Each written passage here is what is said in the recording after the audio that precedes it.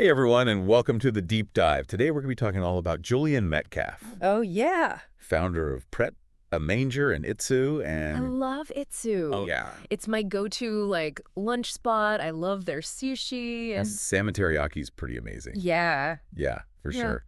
Um, we found this really fascinating interview with him. Oh, cool. It's a YouTube interview. It's from the Diary of a CEO podcast. Have you heard of that one? Yeah, I've seen it floating around. Yeah, it's cool. And we're going to try to unpack. I think he's got some really interesting perspectives on building businesses. Right. You know, not one, but $2 billion food brands. So, That's impressive. yeah, for sure. So I think there's a lot we can learn from him. Absolutely. So one of the things that's really striking about this interview is just how transparent he is. Yeah. Like right off the bat, he talks about like some really, really difficult things. Like he talks about losing his mother to suicide Wow. when he was only 7 years old. Yeah, he doesn't hold back. He doesn't hold back at all. Yeah. And you can really feel like the impact that had on him. Right. Like he talks about the loneliness, Yeah. you know, the difficult relationship he had with his father. Right. He sent off to boarding school, Oh, wow. constantly butting heads with authority figures.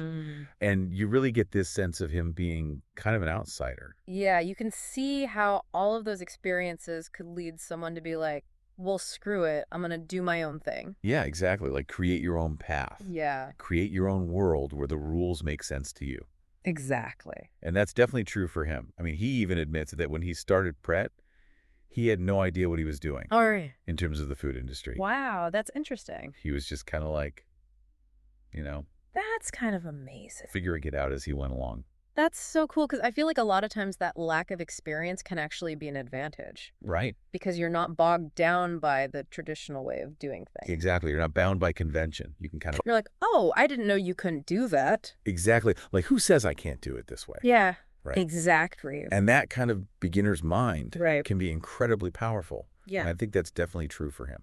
Yeah, it makes me think about all the times I've gotten stuck in analysis paralysis, overthinking things, Yeah, when sometimes you just got to dive in and figure it out as you go. totally. And he really embodies that. And I think that's one of the things that's so fascinating about him. Yeah, I like that. And so another thing that really jumps out from this interview is his really strong belief in transparency, like both with his team and his customers. Okay.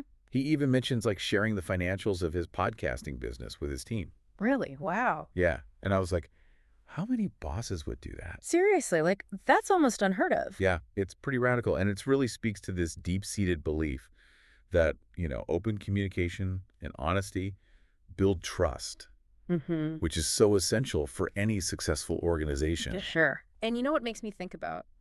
How important is transparency to you in your workplace? That's a good question. Yeah. Have you ever experienced a really transparent work culture? I think I have. Yeah. Yeah, and it really does make a difference. Yeah, for sure. It just creates a different kind of environment. Totally. Okay, so let's talk about what he calls like the specialness of Pret, a manger. Okay. And so it's not just about the food. It's about creating a unique experience, like a feeling that goes beyond just the product itself. Right. It's the vibe. It's like the whole package. Yeah, exactly. And so he talks about how he was really focused on these seemingly small, often unplanned elements Okay. that really make a business stand out. I like that. So like, for example, like the freshness of their food. Yeah. Everything was made fresh daily, and any unsold items were donated to homeless shelters, That's awesome. which is amazing. And then there's this thing called the Joy of Pret button. What? Have you heard of this? I don't know. Okay, so basically it empowered employees to give away free products at their discretion. Wow. Yeah. That's so cool. So think about the impact of that, like not just on the customer, Right. who's getting a free coffee or pastry, Right. Like brightening someone's day. but on the employee who gets to make someone's day. Yeah, exactly. Right. So he's creating these unexpected moments of delight. I love that. And it's pure genius. And it's funny because he actually talks about how he had to implement a system Oh, really? to track which managers weren't giving away enough freebies.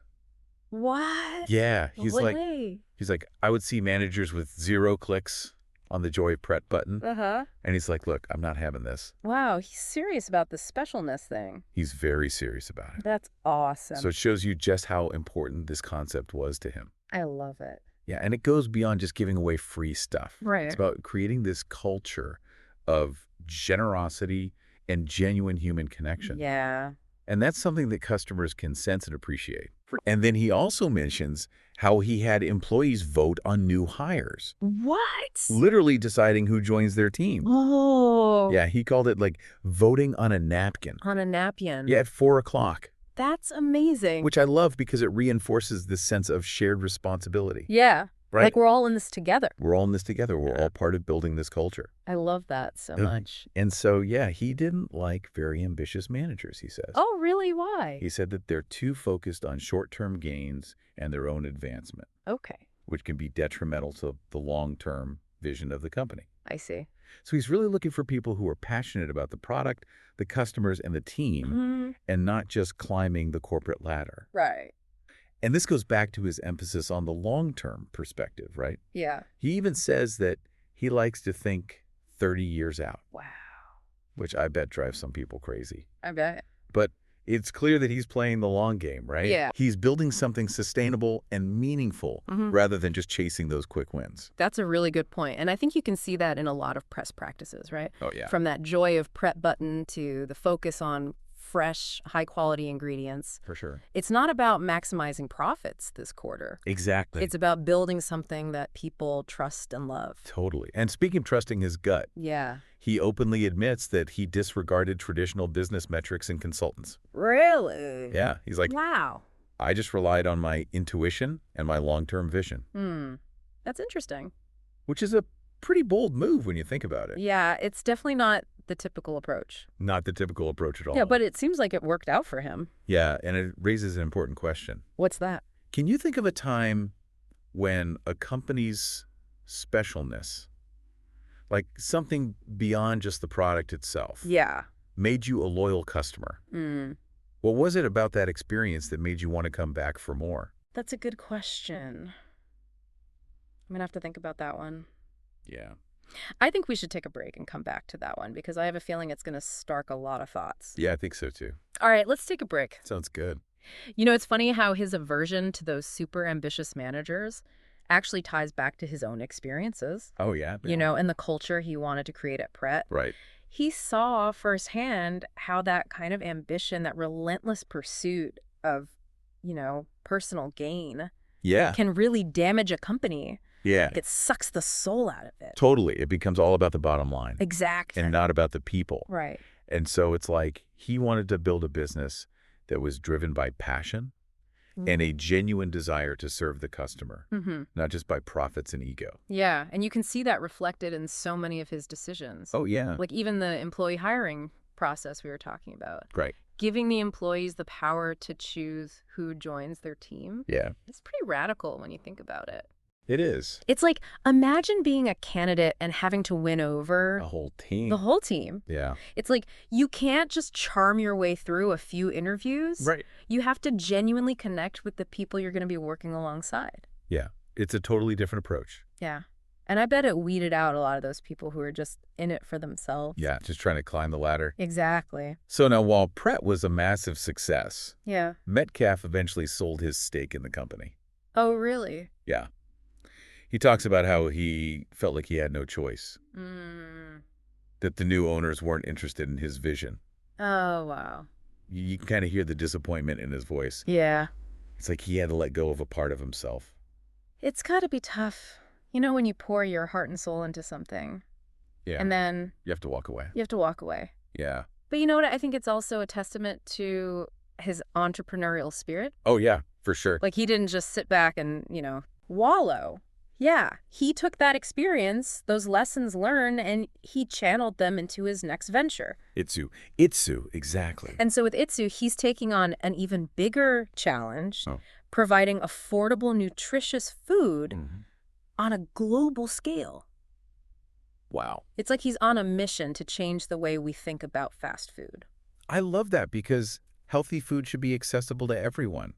Exactly. It shouldn't just be, for the wealthy. Exactly. And he really sees Itsu as this solution to the growing health concerns around obesity and unhealthy eating habits. Right. And it's not just about offering healthier options. Right. It's about making them affordable and convenient. Exactly. Because, let's face it, healthy food can be expensive. It can be. Yeah. And so that's where I think his brilliance shines through. Yeah. It's like he's taking everything he learned from Pret, Right. that focus on quality ingredients and customer experience, and he's applying it to a new market.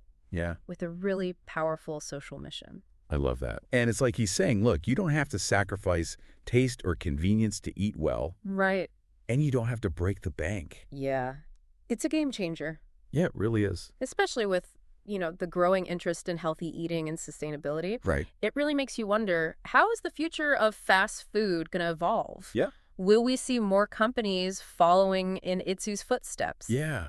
Are we going to see this kind of like shift towards more, health conscious and sustainable options? Yeah. It's an interesting question. Yeah, it is. So beyond the business strategies, this interview gets really personal. Oh, really? Yeah, Metcalfe opens up about some really deep-seated struggles, particularly around feeling unlovable. Wow. And his difficulty with expressing affection. That's got to be tough. Yeah, and he's so raw and honest about it. Yeah. He traces it back to his childhood, the lack of affection from his parents. He even admits that he never called them mom and dad growing up. Which is just heartbreaking. Yeah. Yeah. And it really sheds light on how these early experiences can shape our emotional patterns and our relationships later in life. Absolutely. And he's really candid about the impact that his workaholic tendencies have had on his personal life. Right.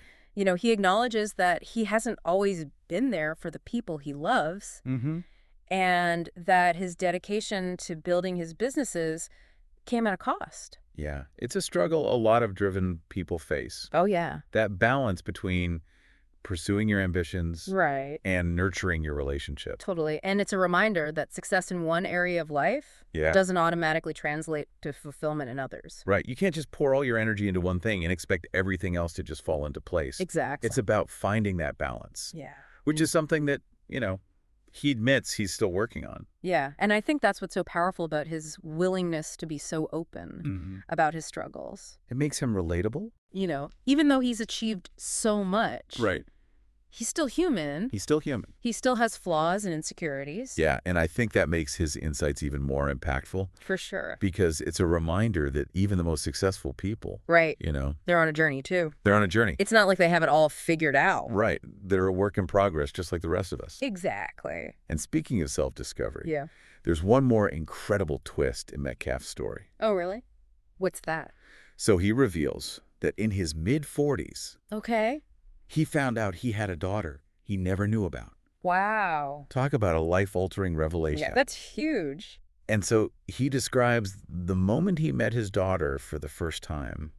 He was visiting her at university. Wow. And just this overwhelming desire to connect with her and support her. Oh, that's sweet. I know you could just imagine the range of emotions he must have been going through. For sure. And it's such a testament to his character. That he embraced this situation with the same kind of determination and compassion that he brings to his business. It's amazing how life can throw you these curveballs. Totally. And you just have to kind of roll with it. Yeah. And what's even more amazing is that they now work together at Itsu. Really? Yeah, she's a member of the board.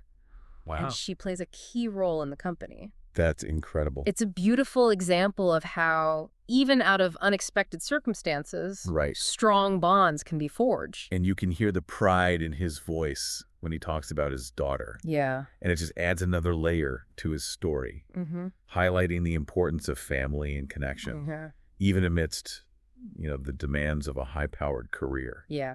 It's a good reminder that life is full of surprises. Totally. And sometimes the greatest gifts come in the most unexpected packages. It's really amazing to see how he's navigated these personal challenges. Yeah.